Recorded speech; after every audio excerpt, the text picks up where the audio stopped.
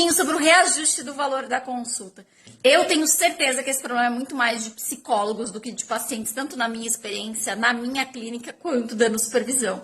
Porque os pacientes, se eles não puderem, eles vão dizer, olha, não posso, isso aí pra mim não tá legal, e vocês vão conversar sobre isso e entender o que isso significa ali, tanto financeiramente, quanto principalmente na transferência, o que isso significa.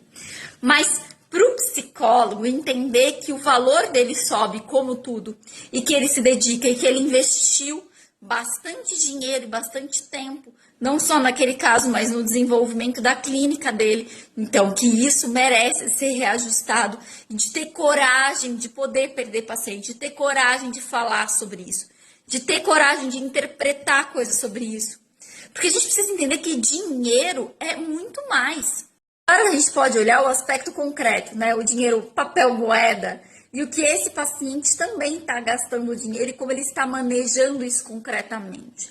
Mas a gente também pode entender o quanto esse paciente está se dedicando ali na análise, o quanto é difícil para ele investir ali, o quanto é difícil para ele tirar de um outro lugar e colocar ali, o como ele faz isso nos relacionamentos. Então, o quanto nos relacionamentos a gente está falando agora de libido, né? O quanto ele investe nas relações, o quanto ele entra inteiro.